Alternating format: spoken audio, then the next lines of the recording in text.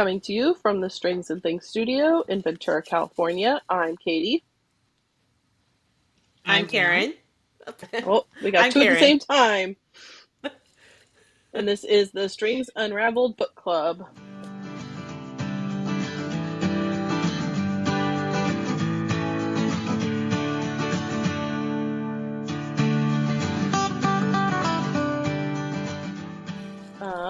Hello everybody. Welcome. Hello. We might sound different this month because we are trying out a new recording setup where we are all recording remotely. It feels like COVID times again. We used to have to do this over Zoom. Sorry. Because Karin had to up and move to Texas. Yeah, well. What are you going to do? Well, who wants to do a quick, what are you working on before we jump into our book this month? Let's see what you're working on, Katie. Oh, okay. I'm working on my confetti cardigan. I am nearing the hem. I have a couple more rows of ribbing to do, and then I get to bind off, and then I have to make sleeves, and then I have to make a button band and all that stuff. So that's what I'm doing. Are you happy with how your blend has worked? Yeah, there was a little bit of a stripey part when I switched between it looks good though. colors, so I wish there was like some colorway in between to blend those two. But other than that, it's good. I'm happy with it. I'm happy enough for free yarn. Right. Yeah. What are you working on, Ann? I am finishing my second sabay. It's at the ribbon, and I'm hoping to wear it on this Saturday. And I've got you both beat because I have no sleeves. I'm just guessing. You don't have to. That's lucky. That's the beauty of a tank top.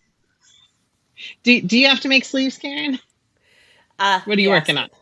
I am working on Eyelet Raglan by Leela Raven, and I've got the ribbing done at the bottom, and I'm almost done with one sleeve.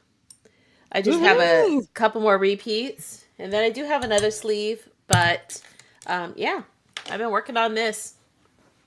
Cool. Trying to find time between unpacking. I still have towers and towers of boxes threatening to fall over and bury us alive, but moving a whole house is a lot of work. I still haven't found our plates. It's been a week and a half, but I still haven't found plates. So that's what Dixie's made for. Yeah. We have glasses. You gotta do what you gotta do. And the kitchen layout is very different. You know how you get just used to having things a certain way? I have a lot more cupboards, but almost no drawers, and the shelves don't go all the way. There's like one shelf that goes halfway, and then so you have a space for big things like pots and bowls in the beginning, but you only have like a half shelf inside the lower cupboards for putting anything. So I have to be super creative. Yeah, it is weird, but you'll dial it in eventually. Eventually, yeah. At least we're not eating out all the time. It kind of gets old. It's like, okay, what thing have we not tried yet? Well, what do you like the best that's near you? I like the brisket. I like the barbecue. So there's one, we got a gift certificate for a really fancy Mexican place, and that food was amazing. And then everywhere there's like some people have Taco Bell, they have a place called Las Palapas. Yeah, but it's the Mexican restaurant that no Mexican people go to. It's only white people. And you can tell because there's no spice of any kind. It's the most bland Mexican food I've ever seen. So we will not be going back there. I mean, Mom just had a simple enchilada, and it's rolled. It's like the size of a taquito with lots of cheese and sauce on it, but like nothing. Texas Mexican food is not the same as California Mexican food. No. It's a hard transition. But you have to try a puffy taco. It's something that was developed in San Antonio, and they take the raw masa like the raw tortilla, instead of browning it like a tortilla, they throw it into a deep fryer. So it's like a the masa that puffs up. It sounds like a chalupa. No, it's better than a chalupa, and it is good. It is good. Well, because it's a chalupa is a flour tortilla. So this I is think. corn. So this is corn. Yeah. Yeah, chalupa. Think of it like a corn chalupa, only it's called a puffy taco. It's That sounds good. that place had real salsa, but that also was a very expensive lunch. So we're like, okay, it's a good thing it's only two of us. Shared a margarita.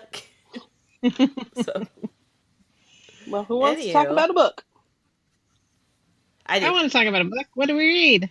Cool. We read Stone Blind by Natalie Haynes, excuse me. And this was my book pick. So let me read us our little blurb jacket, book jacket. It says, the only mortal in a family of gods, Medusa is the youngest of the Gorgon sisters.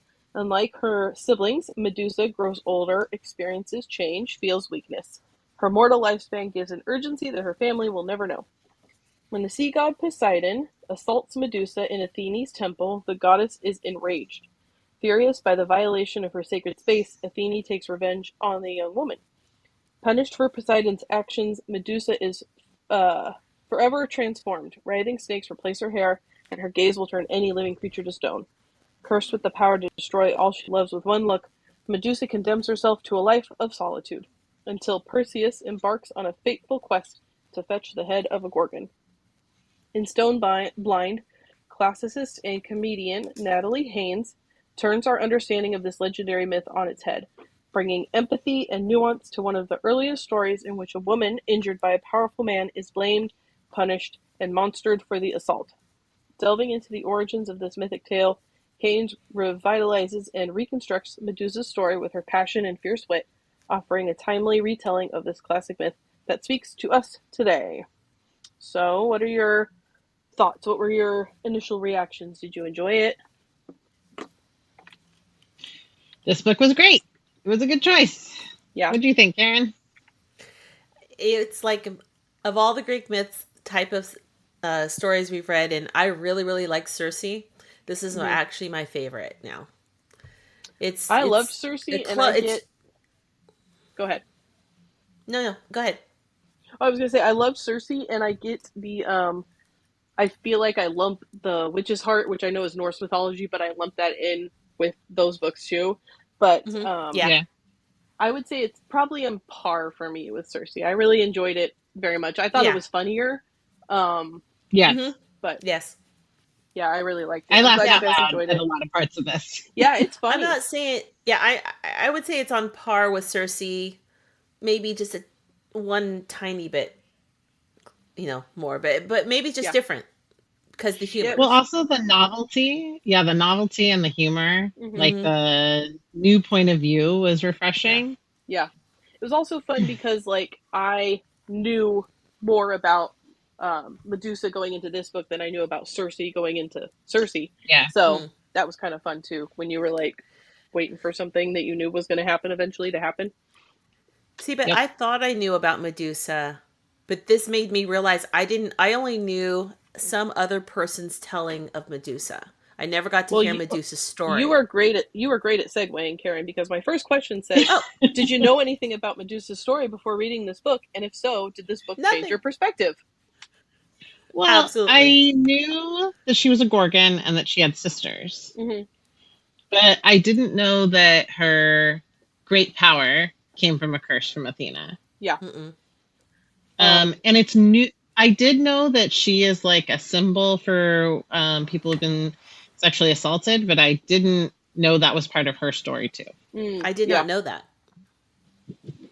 All I knew about Medusa came from Clash of the Titans, the 2010 version that I've seen.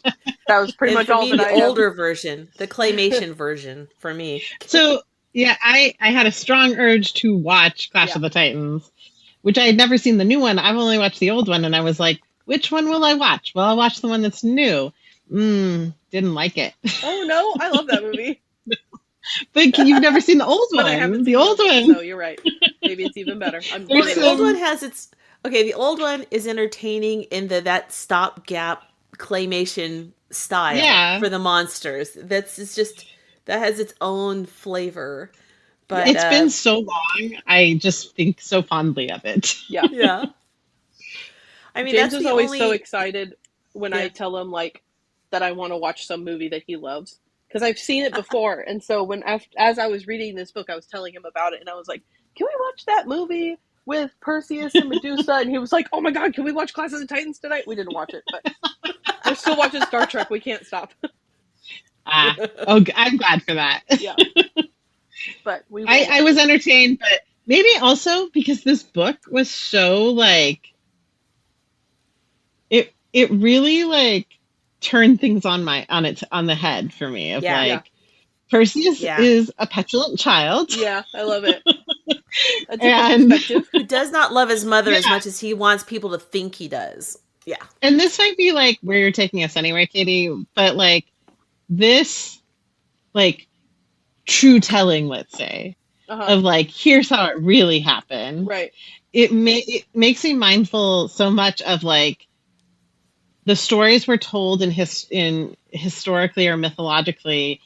Who gets to tell those A stories? hundred The Exactly. percent. Yeah. victorious Yeah. one, Yeah. right? Or That's the one who important. survives the day. Yep. So like this telling feels so much truer, Yeah. even though, it's not how we know it. I felt this book had a lot more female voices. In Yeah. all the other tellings, it was always from a man's perspective, whether it's Hera's voice or Andromeda. I mean, all of the female got to speak for themselves, and what regardless of whether they're a hero or a villain, you at least got to hear their perspective in a way Yeah. that you just don't normally do. Mostly the guy's the hero, the women don't really get much of a say. Even the druids got a voice. Druids, what were the tree nymphs? I don't know. The Well, the tree. trees, they weren't, The the trees. trees were just trees. Yeah. Oh The yeah, the olive trees trees were themselves. speaking. Yeah, we'll touch on that in my next question, but before we move past, I wanted to about Medusa's story and how much you knew about it going into it. Um, I was like listening to the book, and it's told in like you're hearing different narratives and different people's stories that are all Yep. eventually going to come together, right? But for a Yep. long time, I was Which, like, I mean, this story about this lady and like she lives on the island with this old fisherman is like nice, and I'm glad that her and her baby made it there. But like, why are we yeah. focusing on this lady? And then she was like, "Oh," and then I sent Perseus away, and I was like, "Oh, Perseus. Okay, now I know where Yeah. we're going." But for a I while, I was thought like, I the didn't know many, Perseus's story at all. uh, I thought that the many threads of storytelling that were going were very artfully done. I got a Ah, little bit lost in um, Cassiopeia's story a yeah, Uh little huh. bit, yeah, but it came like I was like, oh, okay, because the timelines are all happening a little Yeah. differently. But Like it's they're all not God completely time too. parallel. Like it's hundreds of Yeah, years in an instant. Like it's yeah, it's confusing. yeah. So like, and in Cassiopeia's and Andromeda's tale, things are happening slowly, but then they suddenly are happening very fast too. Yeah, And that's where I started to get really mixed up of like, when is this flood happening? yeah. Yeah, it was a little confusing. I did very much enjoy learning. I'm interested in knowing how much of this book is like it's none of it's true, right? It's all mythology, but Oh, like right. It's all what yeah. myth, right? is accurate? I don't know. But that brings up a good point. Is like is it the story that I mean this didn't actually really happen because this is all mythology, but who Yep. controls the narrative like you were saying, right? Mm-hmm. Hmm. So my second question She says, strikes me. "Oh, go ahead." Well, sorry, I say Natalie Haynes strikes me as like a scholar of Hmm. Greek classics. So I'm going to Google about her while you ask your next question. Okay. It says that the story is told from multiple female perspectives over many chapters. Did you like this format? I liked that all of the stories, all the different like threads that we're following are all told like there's no chapter that is ever told from a male perspective. Every single one of them is told from Mm-mm. a female perspective. So it could be Well, that's I right. think she did a good job at artfully finding a narrator for some of the different parts, like when the trees are Yes. talking Mm-hmm. or Hmm. um, the Gorgoneon is the narrator for a large chunk of it. I thought that was pretty well done. Mm-hmm. I agree. Yeah. Yeah, it was very good. And like you said, like being creative about who's speaking Hmm. is very interesting. Yeah, I Like, enjoyed who it. would have thought a point of view from the trees? And I liked at some point, I was like, who are we talking to right now? Because sometimes Yeah, the narrator is telling you a story, and sometimes they're talking to you. They're like, you still think right. Perseus is a good guy after all of this? Yeah, Like, I yeah, found that the initial chapters told from the Gorgoneon perspective were hilarious because I'm like, why are you yelling at Yeah. me, lady? Like, I'm reading the book. I don't know what's going on. when, when she, especially the part when she's talking about Perseus, and it's like, I think it's one of the first times she's the voice. Mhm. She is screaming at us. I know she's so You're mean. like, I'm like, I didn't do anything. why are you mad? And she did a good job because you're like, you know what? You're right. I was on Perseus's side. I'm sorry. Hmm. Yeah, he's always so cute, and like you're rooting for him. He's a This hero. young Yeah. guy who From only wants to save his mother. All he wants is to right save his from mother from a horrible fate.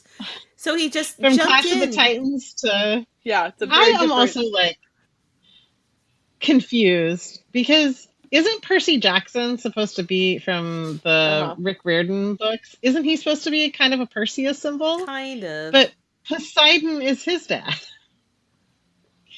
So I'm a little mixed up. You know, gods were fathers to, you know, it's all, their Yeah. family tree's a bush, you know? Well, I kept the family trees a bush. Yes. Well, it's very like Game of Thrones, especially the new series, is very like it's all incestuous and Uh huh. the ruling class is all marrying within the family. So I sit there watching with my husband and my son, and I'm like, so he's his uncle and his grandfather, Hmm. and they're like, why do you care? I'm like this is important. Like I have these to figure it things out. are important. Because in Greek mythology, yeah, okay, Zeus fathers so many he can't even count or remember their names. I love Which I when loved she's like, Athena. when Hera's like, oh, I have to talk to you about your bastard son. And he's like, oh, crap, which one of them? Yeah, he's like, Herod. No. You don't even know his Oh, name. I know he's like, right. she's like, you don't even know the name of your son. You just, Uh-huh. ugh. Okay, I hate that all these women are just attacking other women because they don't have the power to attack the men who are the problem. Is it Right? that, But or is it the just that they're goddesses gods? Except for does. Hera. Yeah. Yeah. Well, Athena has plenty of agency, but Yeah. she makes this choice that so when she's mad, she runs around, she goes and punishes the victim. Yeah. Yeah. But And I don't think it's like a women v women thing. I think it's a god No. yeah, versus god or human thing. Because are they doing it because, like, is Athena doing it because that's how she can get her, like, revenge? It's the only way, or is it just that she's a god and she's like, well, how dare you, like, you know, insult me? Okay. I have different opinions about Athena. She changed I my took it as opinions woman about versus woman. Athena. I had a Yeah, different view, and then I'm like, I do not like her. I loved her. I mean, she did terrible things, but she was really fun to listen She did. to or read in this Yes. She book. was. She She was. was one of my Okay, wait, favorite wait. characters. So was she going with Hermes to help Perseus along? Yeah, Yes. Okay, I did like her Because then. her dad told her she had to. Oh, yeah. okay. But then I thought, then she's like, okay, she wants permission, like, okay, then can I help whoever I want and not suffer any backlash? But I think that backfires on her later. It doesn't happen in this book. Oh, Who are they oh, referring it doesn't to? happen? She's referring to Odysseus. Oh, okay. I was Yeah. trying to figure it Oh, out, but So my I Greek I mythology is know. I thought, fuzzy. who's she trying to help? Who's she trying to help that she wants a favor? I'm doing you this favor, but I want to so commit a crime with no punishment in the future, kind of I attitude. think there are two times that they're like, okay, you guys know who we're talking about. So Uh-huh. like when they're slaying the giants, who is the human that's helping them slay the giants? They said his name, but I don't remember who it was. But I Did was like, they? I think they did because I was expecting it to be Was like that Jason Hercules or of the something. Argonauts? I thought it was Um, Jason of the I Argonauts. don't know. Okay, I bet I no, Another could movie. Google that. Like, yeah, I think they said his name, but I don't remember. It wasn't somebody what that I humans recognized they unless I slay? misunderstood. Which I think is, again, another artful moment from her, that she's like nodding to the idea that we're all going to have some kind of base knowledge Yeah. of Greek mythology. Yeah, every time we read a book like this, I think I really wish I could just go take like a whole college course about Greek mythology, Yes. Yeah. which I know is a thing I could do, but I'm not going to do that. Yeah. Well, there's other parts of life that make it hard to focus on something like that. Yeah. Well, I'll move to our next question as you Google. Uh-huh. It says, I'm getting these questions from PrincetonBookReview.com. So thank you, PrincetonBookReview.com, for having them. Medusa was raped by Poseidon, yet Athene punished her, not Poseidon, the rapist, because it's impossible to punish a god. Discuss how this makes you feel and its significance to current attitudes. I think this goes I back to was like what we thinking were just saying. I was thinking a lot of Monica Lewinsky Okay. as I read, because here's this woman who had her agency removed. She was not, as far as we know, raped, but Right. she was a victim of power dynamics. And then her life was completely ruined. Yeah. Like, have you guys ever listened Mm-hmm. to her TED Talk? It's Mm-mm. it's one of the best TED Talks there is. And Mm. it rips my heart out. It's like I think it's like 45 minutes. It's really long.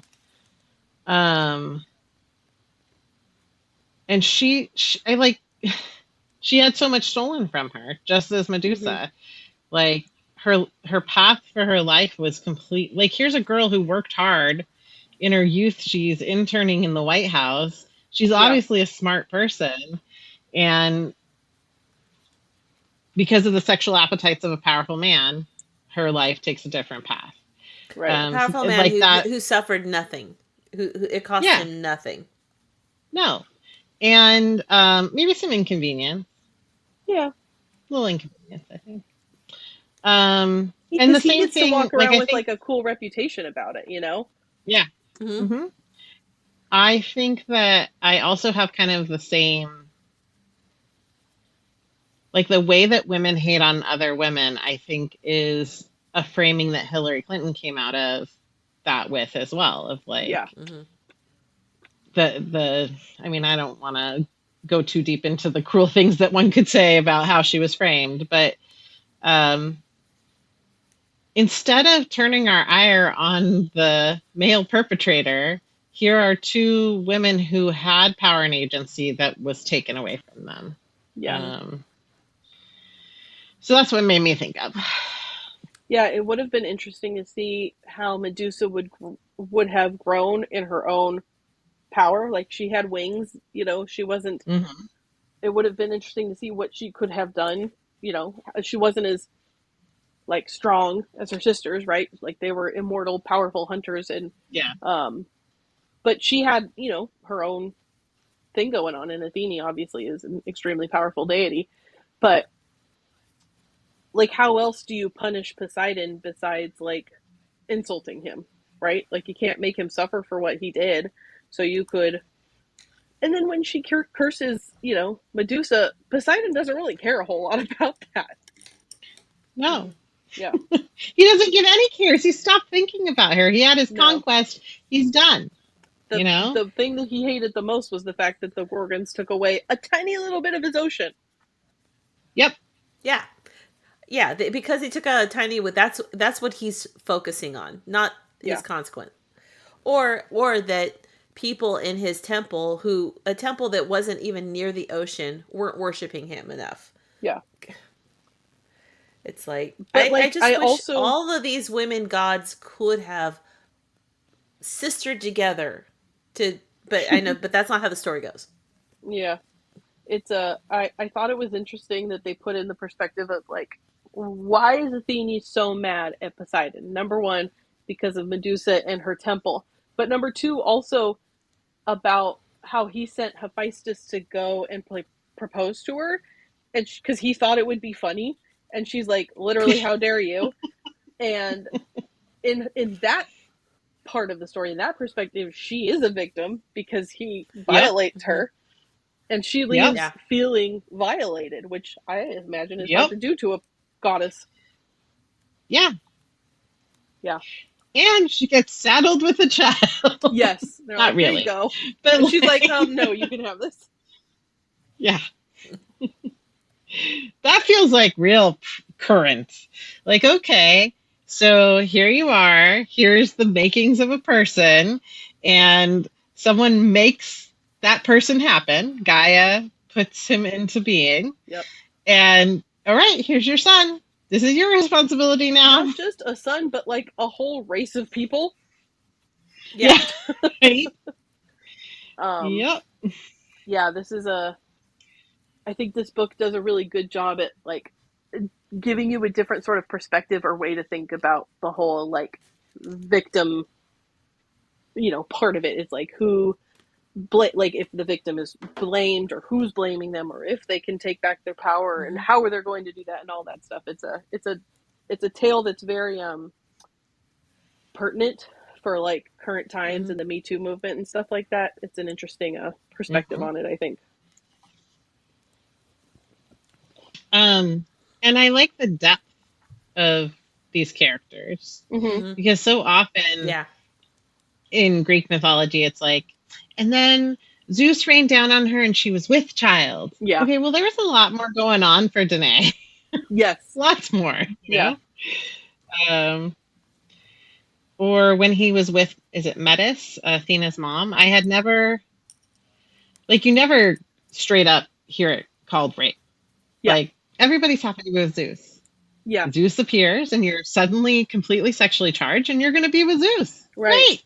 Yeah. It's interesting that they make that still exists in this book because Danae isn't upset by the fact that Zeus shows up and No. rapes her. She's like cool about it, which Yeah.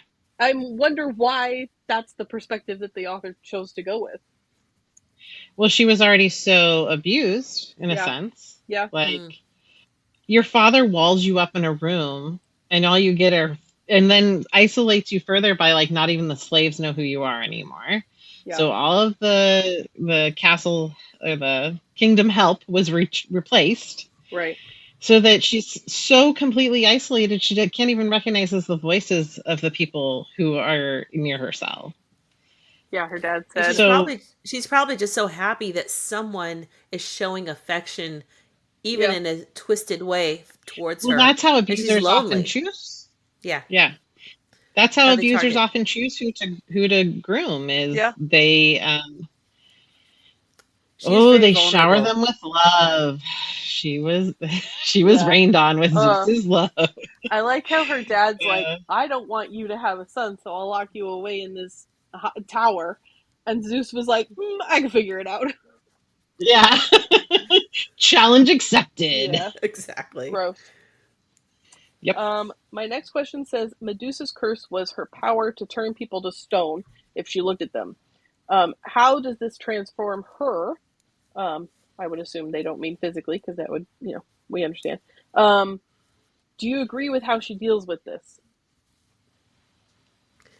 She is such an incredibly empathetic person that she Yeah. would rather lock herself. And even though she's told, hey, your sisters are gods, you're not going to harm them, she's like, I don't know that.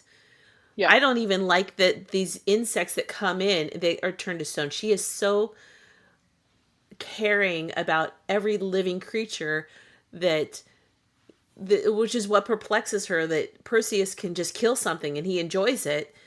Yeah. And that, and she's like, you're not grieving for this thing that you just killed. And because she grieves over the loss of every little life, that she would rather, she thinks of the bats and the other things in the cave that may not live. And I don't know, I just saw a side of her as, so she was the kind one and he was the monster. Yes. Yeah.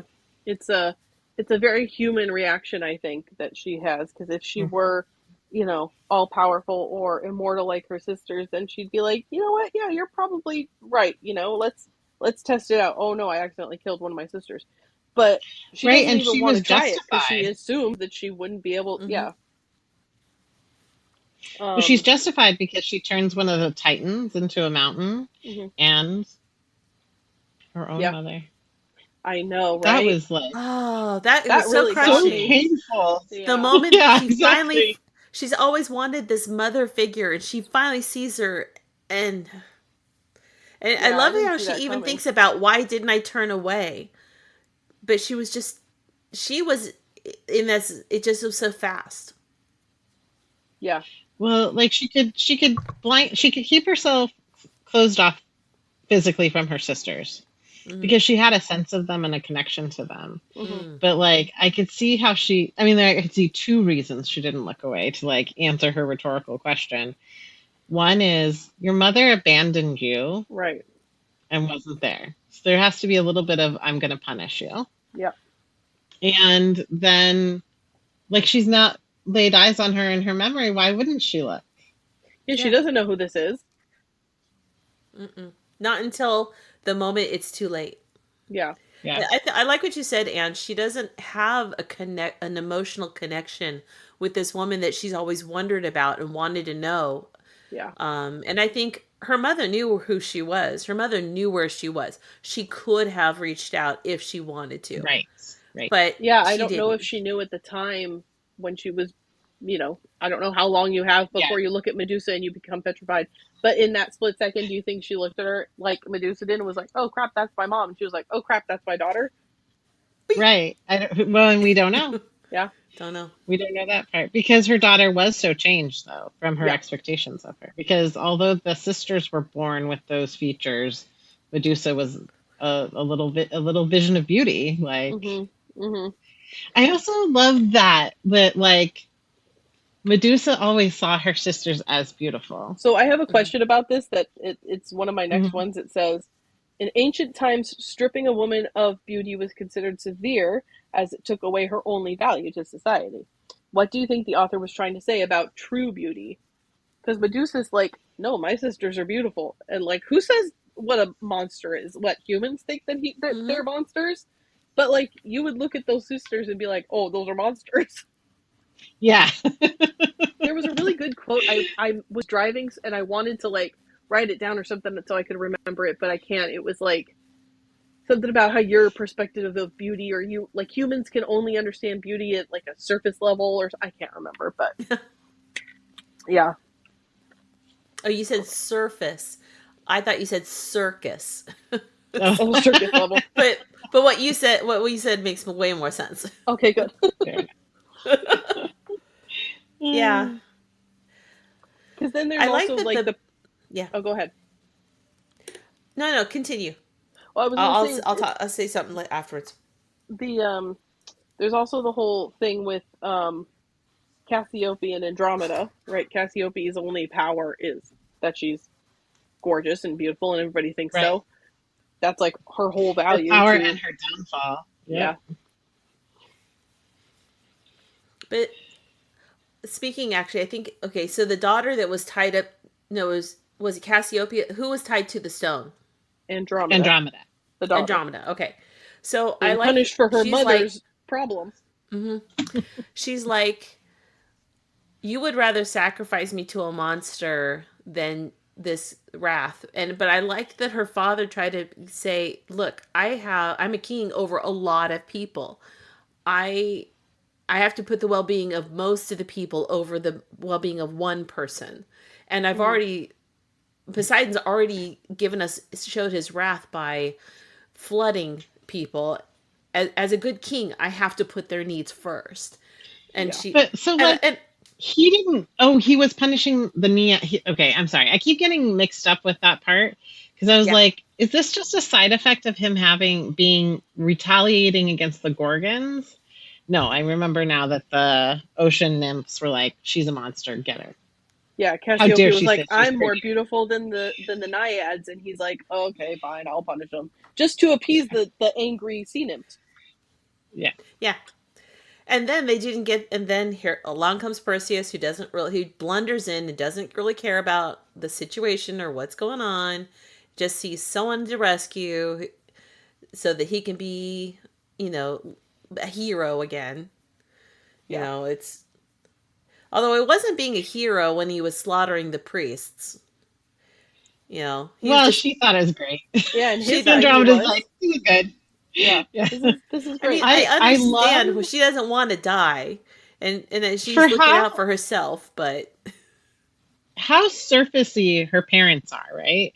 Yeah, Like, her father is called a child by his own mother, somebody says like the reason they'll never have children is because he's a child himself, and right. he's just completely raptured over her beauty and ignoring other duties.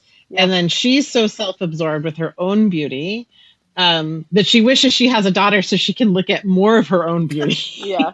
gosh, um, This is a that her family of dummies. parents, yeah, but that her parents' thoughtful response about why they wouldn't want her to marry Perseus is so good. Mm. Like, yeah, it's a red flag every girl should like Yeah. observe in this story. Hopefully, not observe in a real partner, but watch out for it. Like, yeah, Yeah. I and mean, like, he ditched his own mom because you're a nice, piece of what. Like, and so what's going to keep him from ditching you for the next nice thing that distracts yeah, him, right? Yeah. exactly. And I like how they're like, okay, you don't know anything about this guy. Well, I know he wasn't trying to kill me. Yeah. Yeah. Yeah. Like He that is seems that the pretty standard? okay. Is that the standard we're going with? I Well, mean, Yeah, in her these times, parents I feel did like just he'd try take a to cheaper chance. sacrifice her. Yeah. yeah, Yeah. And it's Um, better than her selfish uncle. that's yeah. true. I think anybody that had shown up would have been better. Yes. I kind of really love that scene. He's like, show it to me, prove it. Okay. And I love that even though Medusa was only a head, she still had consciousness. Mhm. Yes. Because that part of, I thought, well, no, I guess her body is mortal, but her consciousness is godlike, right? That's the godlike part of, that's Maybe. the God Yeah, that part of might her. be. Because, yes, the body could die, but she actually could live on and had control over whether she opened her eyes or not, you know. Yeah. Um, the next question says that the author infuses the story with witty humor. What do you think this added to the story? And it gives a quote as an example. Athene convincing a mortal soldier to fight against the gods by telling him, if you do die, I'll put in a good word for you to get a constellation, I promise. Okay, so I looked it up. It was Heracles, and I don't remember them Okay. ever Oh. saying his name. Maybe they didn't. Because I expected that for that to be who it was, but maybe she was referring to somebody else. Well, when you know Um, it, you know it. Kind of like I When knew you she know was it, you talking know it. about Zeus when she was bargaining. Or I'm sorry, he was talking about Odysseus when she was bargaining with Zeus because I right. was so obsessed with Odysseus after Circe. Uh-huh. But I don't know Um, Heracles well, so it was like, who's this going to be? yeah, that was my guess, but yeah, I guess more baseline Greek mythology knowledge was required. Um, so did you? What do you think that the humor of the book added to it? Um, well, it was more fun. Yeah, I thought it gave it a lot more liveliness than just the straight drama. You know, yeah, when you think about the two masks of Greek theater is the sad drama or the happy humor, and I felt like this had both masks going on. yeah. It I'd was a like to good see this in Good a balance. movie. balance. Yeah, she did a good job of balancing like heavy themes and stories and things that were sad and like. But the majority of the book, at least for me, I was having a great time listening to it because I thought Yeah, it was Yes. witty yeah, and I thought it was funny and I love the she does such a good job at showing just how petty the gods are. And that's fun. Yes. Like absolutely. it's really Yeah, fun to watch bad people do bad things, you know? And so that's why it Reddit was is popular. right. I want to hear a story about a bad person doing a bad thing. And usually they get, some sort of punishment for it. So I like that Okay, that she is able to show so adeptly like just how petty and silly these gods like arguments are. I want to hear the God stories reduced to Reddit. Am I the asshole posts? Yeah. Right? The answer is always YTA, you're the asshole. If you're a Greek Yeah, god, yeah, right? you're the one. It's If you're the like, god, Harry. yes. Or everybody sucks Can you dick. imagine That's the Hera? other option. I'm thinking just Hermes with his vote. Yeah. Am I? Because like my sister was asking for the family to vote, and I really just thought that it would be fair if I gave my vote to even things out, and Yeah. it goes on from there. That was so funny. Yeah. I did like that whole, like, when they have to vote over who gets the land and whatever, and then Athena's like, okay, but how about these olive trees? And they're like, oh, actually, no, you're right, you win. Yeah, she Um, knew how to win them over. yep. This next question we kind of already went through, but what do you think of the ancient Greek myths and their gods? Do you think that their gods acted fairly? Oh, Oh no. no, No. No. In fact, which I is thought what, this. like Good. I was just gonna say, it's sort of like the ultra rich of humanity, which is Yeah. we puny mortals. Who cares what their decisions hurt us or who they have to step on to get their inconveniences handled? Yeah. No matter.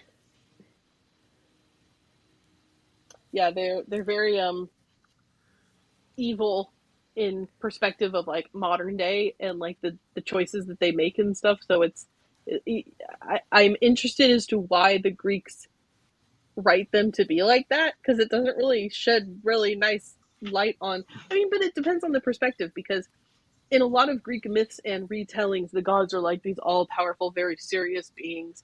And yeah, they do things for like their honor, but this book really puts it in perspective just like how terrible they are as people. Yeah. Yeah. Well, it's People magazine. They're just like us, Yeah. So you can look up to the gods and be like, these plights with their children fighting, my children fight, and I'm just like them. Yeah. You never think about yourself being the puny mortal. That's true. Let's talk about Perseus. Perseus does evil things to help his mother. Um, Karin, you were bringing up that you were saying that it's not. He wants people to think more that he, cares about his mother than he actually does. Yeah. I mean, he jumps into this thing without really even thinking about it. He didn't even know what he was volunteering for. He had no preparation. He was just this impetuous teenager jumping in and saying, I'm going to do this, trying to stand up to the bully that he doesn't like on his mother's behalf, maybe, or maybe because he just didn't like the guy. But then I love these, like, okay, wait a minute. What did I just do? And each time they're like, okay, you don't even have a sword. What did you think you could do? You could just walk into the Gorgons and Gorgonea and say, "Hey, give me your head." Or you just walk right in, and that's what you could do. It's like, oh, in the Gorgonea same conversation, he didn't know what they looked like. He didn't even know what they looked like or where to find them. He just jumped in. I'm just gonna go for a walk, I guess, and I'll figure it out as I go. Oh, I know. He's funny, but I think as he grew in power and ability, he had no humility whatsoever. It wasn't like he appreciated any of the help that he was getting. He was like, okay, I did this task. What do I do next? And what's next? Mm-hmm. And they're like, do we have to do everything for you? I mean, you're supposed to do this yourself. I like how they're like, okay, so you're son of Zeus, so you say.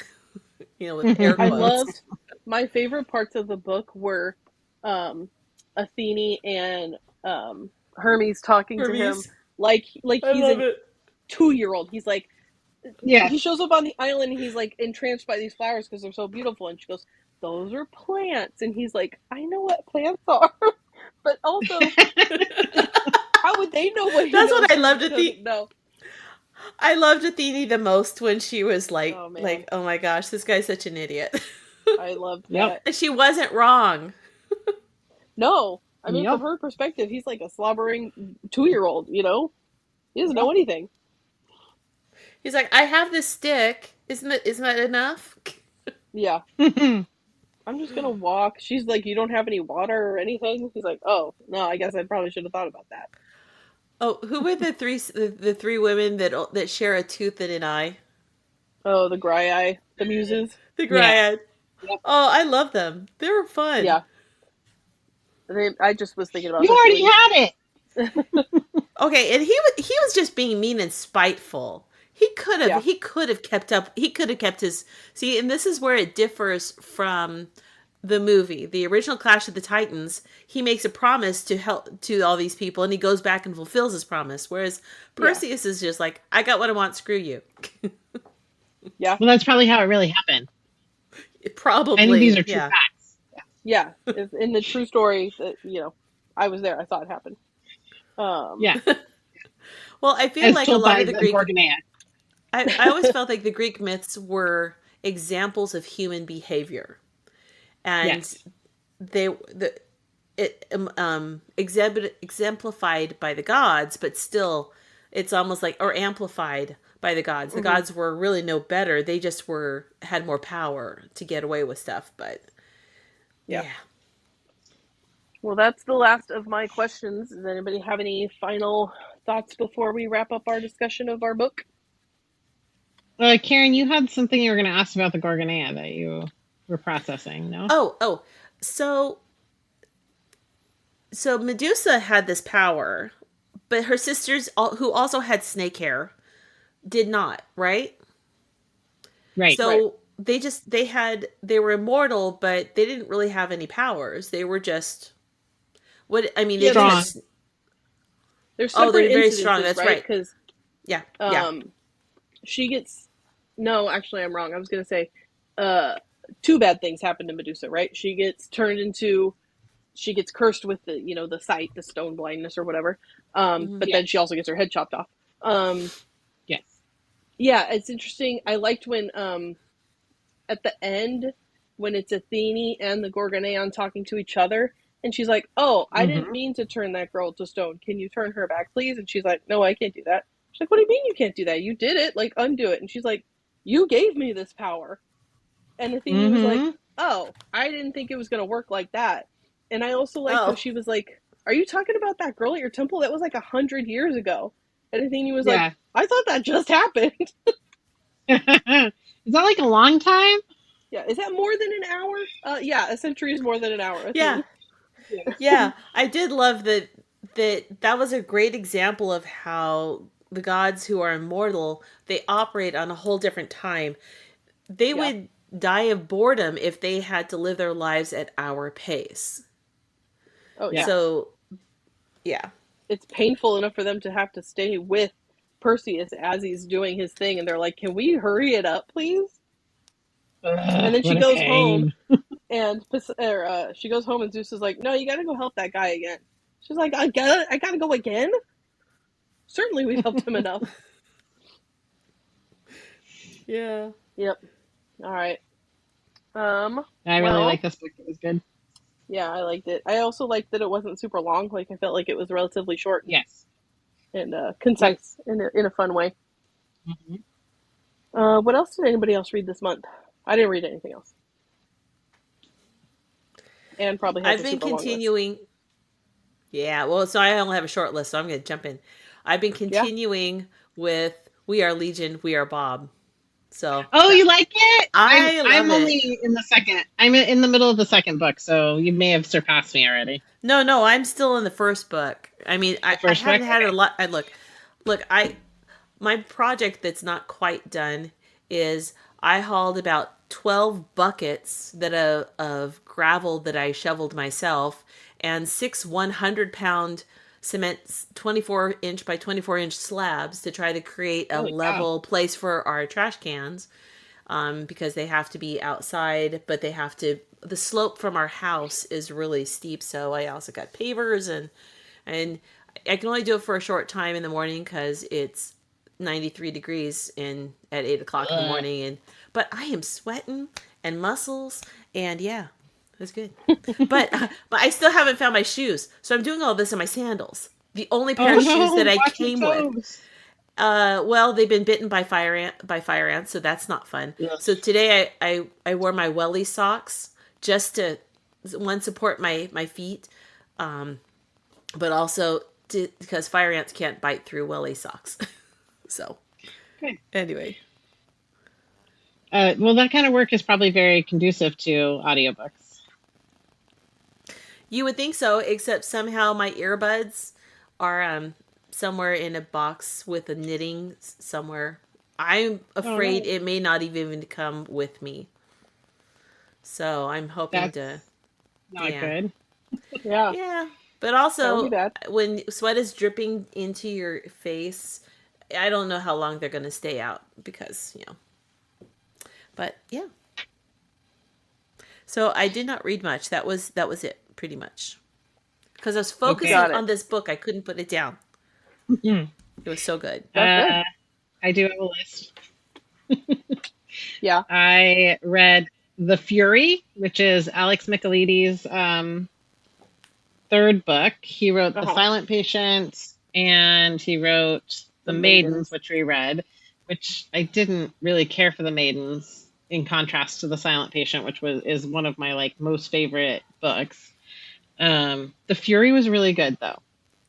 Mm-hmm. So instead of waiting for some crazy twist, I was more engaged in okay, let's see what you can do in this third book, and it was very good. Silent Patient is still best of all three. I read Breath by James Nestor, which is a nonfiction book about how our bodies need to breathe better. And Okay. it's very good. I recommended it to one of our knitters, and she's already it's funny because she kind of tuned in on the same things I did about strengthening your facial muscles from chewing more, and it's a really good book. There's a little bit of woo woo in there, but it's backed by a lot of science. I finally finished The World We Make by N.K. Jemisin. Yay! It's very good. I wish there was more. Yeah. I'm sorry. No, that was the second book, maybe right? she'll come back. Yeah, that was the second book. Oh, so you finished The City We Become and The World We Make. Yeah. I finished The City We Become before. The World We Make was very good, though. I really liked it. Oh, good. I mean, I haven't looked at the whole list. Have you guys looked at the 100 best books of the I have not. century so far? Mm-mm. So N.K. Jemisin seems to have made it with the first book of, is it Broken World? The Broken World trilogy. Yeah. So I think I'm the waiting first for the book of the RPG Broken to World come out. trilogy is on there. Yeah, I missed the Kickstarter by one day. And so I'm waiting for the RPG to come out for the rest of us. Based on that. Katie, I read that Allie Hazelwood book that you had were referencing last time. I forget what it's called now. The Love Hypothesis I'll try or something. Yeah. So I enjoyed The Love Hypothesis. I started her newest book, Not in Love. Have you looked at it at all? I have not. Okay. If you're looking for something spicy, it hits hard from the start. It's real spicy? There's no build-up. It's not a slow burn. It's just right into it. Yeah. I mean, you'll see if you read it. Okay. There's no lead up to the romance. It's a very sex-forward book. Okay. I think you'd like this one, Karin. It's called Horror Movie by Paul Tremblay. Have you heard about that? Oh, I haven't seen it yet, but because it's a new one that just came out. Yeah, it's pretty new.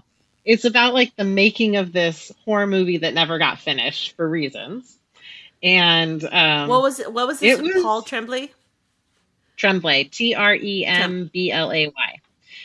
He's written quite a few horror books. I'm gonna probably read more, but this book was a wild ride of weird.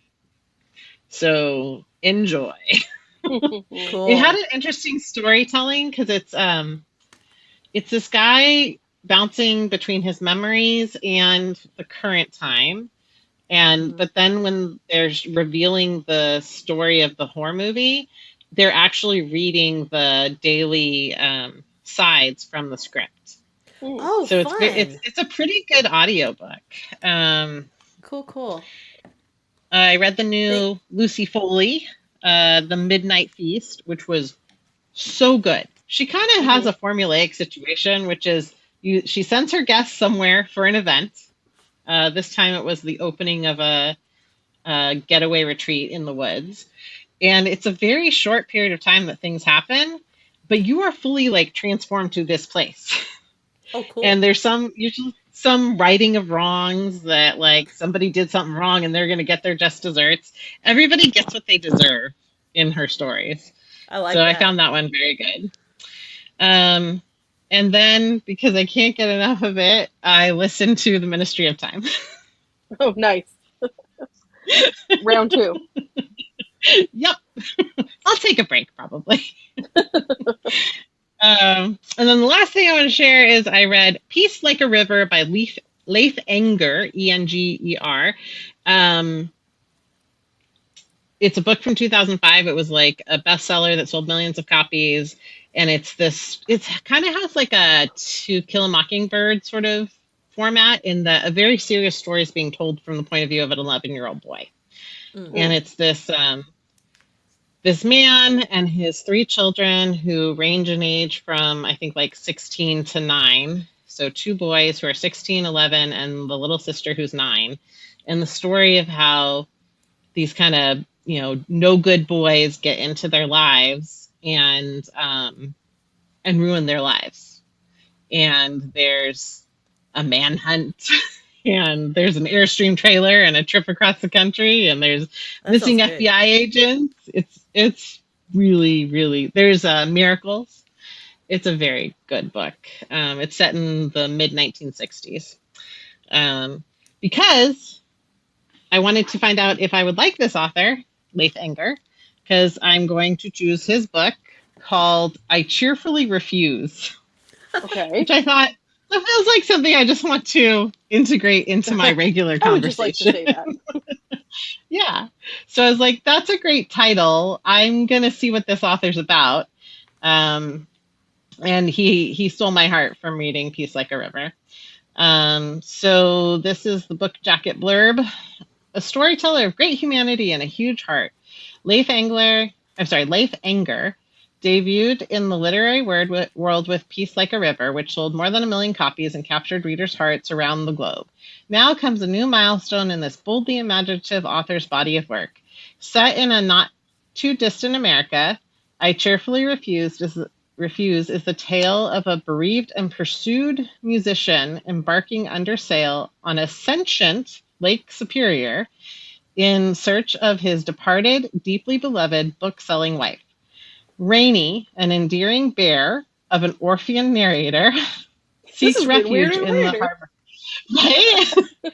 Seeks refuge in the harbors, fogs, and remote islands of the inland sea. Encountering lunatic storms and rising corpses from the warming depths, Rainey finds on land an increasingly desperate and illiterate people, a malignant billionaire ruling class, crumbled infrastructure, and a lawless society. Amid the Gulliver-like challenges of life at sea and no safe landings, Rainey is lifted by physical beauty, surprising humor, generous strangers, and an unexpected companion in a young girl who comes aboard. And his innate guileless nature begins to make an inadvertent rebel of him. Rainey's private quest for the love of his life grows into something wider and wilder, sweeping up friends and foes alike in his strengthening wake. I Cheerfully Refuse epitomizes the musical, sometimes magical, and deeply dissatisfying kind of storytelling for which Leif Enger is cherished. A rollicking narrative in the most evocative settings, this latest novel is a symphony against despair and a rallying cry for the future. Wow. Cool. So I think it'll be a good trip. I don't know what to expect from that. Yeah, that was a lot going But on in that. I really liked his first book, and I look forward. There's 2 other books since then: So Brave, So Young and Handsome, and Virgil Wanderer. So I hope it's good. Okay. I guess we'll find out. Cool, cool, cool. All right. Well, thank you guys for joining us today. Make sure you check out our Patreon if you want to hear more from us. It's $5 a month, and you get bonus content from us every month. And I think that's it. So we'll talk to you guys next time. Goodbye. Bye. Bye, everyone.